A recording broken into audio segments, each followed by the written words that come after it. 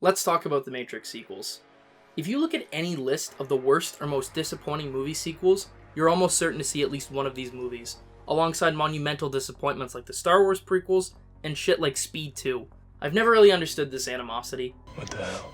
In many ways, the Matrix sequels are everything many of us have asked for out of our blockbusters. Both films are interested in exploring an original concept and world, both films possess a unique visual style, both are committed to more thematic musings, and both still work as top-notch action movies. Of course, both films also have problems, and neither The Matrix Reloaded nor The Matrix Revolutions can match the original film's near-perfect blend of action, science fiction, philosophy, and story. But both movies do offer a lot, and if nothing else deserve better than being carelessly dismissed as trash sequels. With that in mind, I want to go through both The Matrix Reloaded and Revolutions individually, discussing the pros and cons from each, and ultimately presenting why I think each movie is better than its reputation suggests. First up, The Matrix Reloaded. While there's a general belief that The Matrix Reloaded dove headfirst into just being a full-on action movie, the fact is the film puts a lot of effort into fleshing out the world of The Matrix. Where we only heard about Zion in the first film, It's a city. The last human city. The only place we have left. here we actually see the city and get a sense of how it's run. We meet the Council of Elders who govern the city, we meet the city's military commander, and we also get a glimpse into everyday life in Zion. The film also provides more detail on how the Matrix itself is run, introducing the idea of programs who govern reality within the system, and introducing characters like the Keymaker. Some of the details are a little vague, How do you know all this? I know because I must know. but all the same, these do represent efforts to expand the film's world. However, the film's major addition to the mythology of the Matrix is the 11th hour twist that the prophecy of the one who will destroy the Matrix and end the war against the machines was all a ruse. A lie perpetuated by the machines as yet another means to curtail humanity's rebellion. This is a brilliant twist. Not only does it make the audience reconsider everything they've seen up to this point, but it also makes complete sense within the world of the film. Humanity has a tendency towards resistance after all, and it's logical the machines would take steps to control this. And, rather like the Matrix itself, the false prophecy is a form of covert control, rather than overt, meaning that the subject is not aware that they have no agency. Because of this, they are unable to resist. Finally, this twist brilliantly subverts the arc of the first Matrix. While that film was all about breaking the chains which bind humanity, this ending reveals that those chains were never really broken at all. Just as an action movie though, The Matrix Reloaded still excels. The production value is excellent, and the film's fight choreography and cinematography remain top-notch. It's generally exhilarating to watch characters come to blows, and the best action scenes of the film remain among the best from American films in the 21st century. The two best set pieces are, of course, this fight scene between Neo and an army of Smiths, and this car chase which initially only involves two cars, but quickly becomes a lot more chaotic. The first sequence does a remarkable job making a fight involving dozens of combatants clear, and there's also a lot of variety in how Neo contends with the various Smiths. The scene is also peppered with a lot of fun little moments, and is generally just a blast to watch. There are a few dated CGI shots here and there, but the scene relies more on top-notch choreography and great work from the actors and stuntmen. Within the narrative, there are certain things to pick on, like, why didn't Neo just blow the Smiths up like he did before?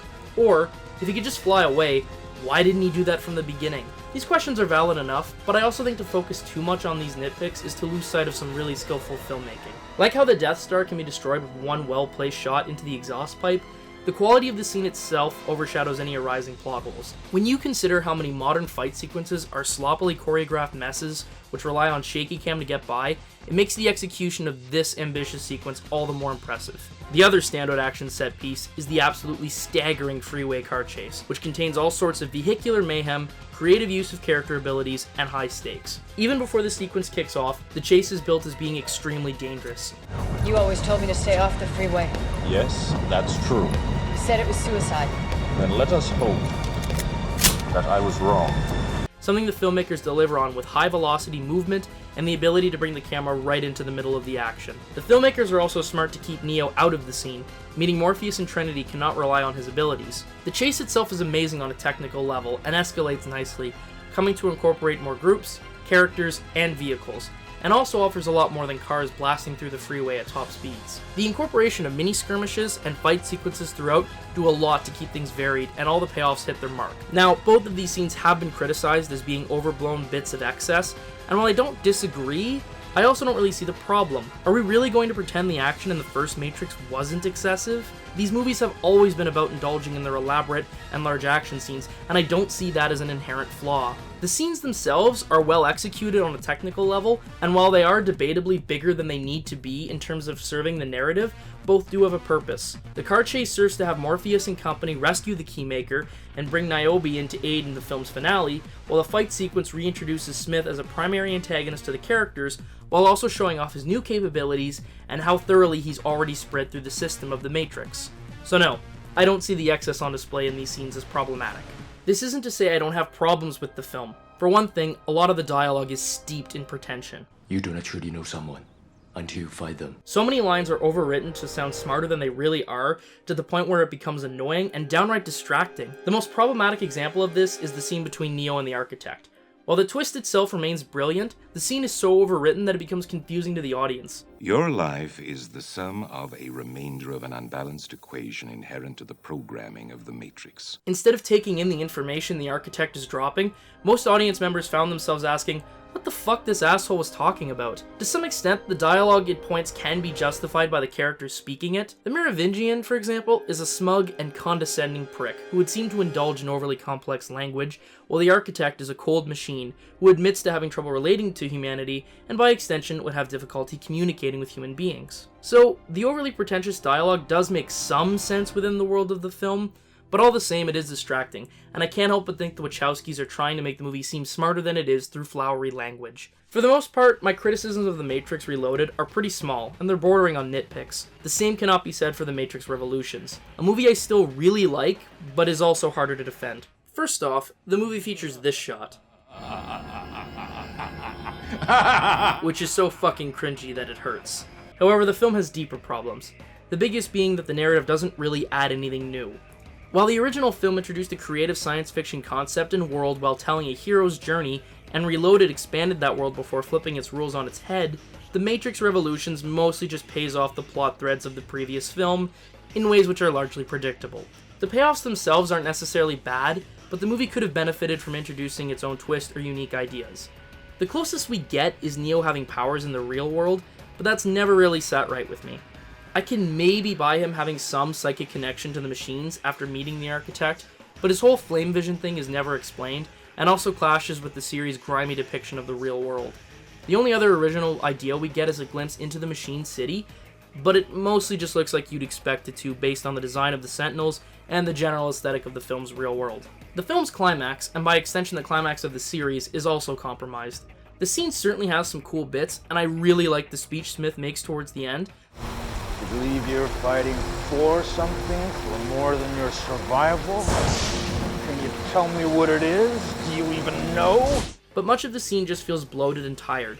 I know I just defended the excessive action sequences in Reloaded, but this climax does not execute to nearly the same high level. While those scenes did a great job escalating the threat and the emotions, here, things peak early and drag. The choreography is also lacking in places, particularly in the bits where the characters are flying. You can tell the characters are fighting, but the actual nuance of the battle is largely lost. The reality is, this far simpler fight scene from the first movie is much more exciting, and even carries greater emotional weight.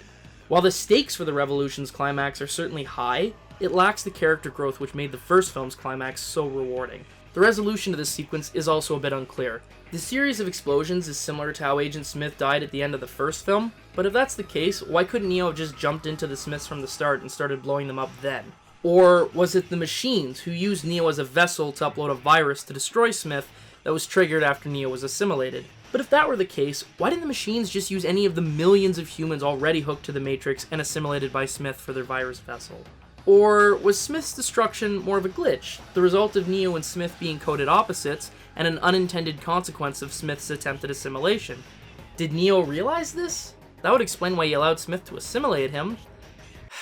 I'm not saying the film needed to spell everything out, but I think the climax of the series should have been a lot clearer. Instead of taking a cathartic breath, most audiences found themselves scratching their head and asking, what the fuck just happened? Is it over? So yeah, The Matrix Revolutions has a lot of problems, but all the same I don't think it's terrible. The film does offer yet another outstanding action set piece, this time in the form of the Battle of Zion. This is the first large-scale action scene to take place in the real world rather than the Matrix, and while it certainly has a touch of the fantastic, given that it involves mech suits and floating metal squids, The scene is also a lot more brutal and horrific than what we've seen in the virtual reality of the Matrix. The battle itself is very well realized, and it's interesting to see these very different types of combatants clash. Comparable to the freeway chase in Reloaded, this scene also features a lot more variety than just big metal things shooting at each other. In addition to the battle itself, we also get resupply support, the human command center trying to mount effective counterattacks, the machines trying to drill deeper into Zion, volunteers attacking these drills, and Morpheus and Niobe racing through tunnels, hoping to deliver an EMP within the city. These details not only keep the scene varied, but they also serve to raise the stakes as new dilemmas are continuously introduced. And finally, the sequence also features a lot of character moments which help bring some substance to the proceedings.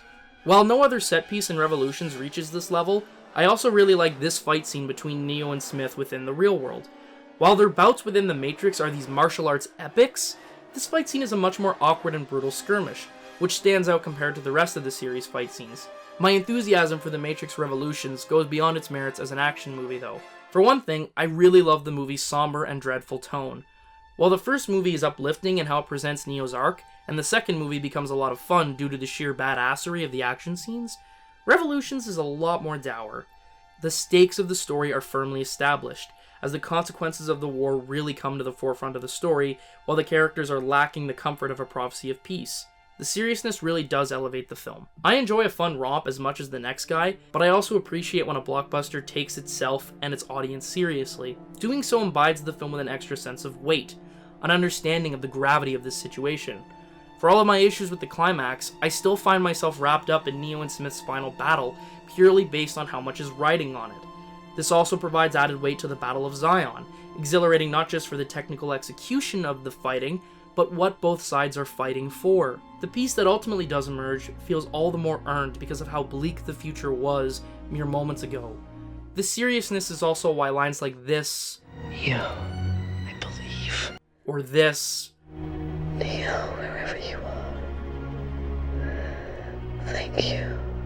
or this, Will we ever see him again? I suspect so.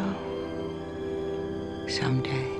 actually work. Rather than being melodramatic and laughable, these moments actually carry some sense of poignancy, and that's precisely because the film has had the conviction to present its world and scenario seriously. I also think Revolutions does a great job tying up the core theme of the series: choice. Choice has been the predominant theme of The Matrix since the word go, and based on Cloud Atlas and V for Vendetta, the latter of which was produced by the Wachowskis, choice is also the predominant theme of the Wachowskis' filmography as a whole.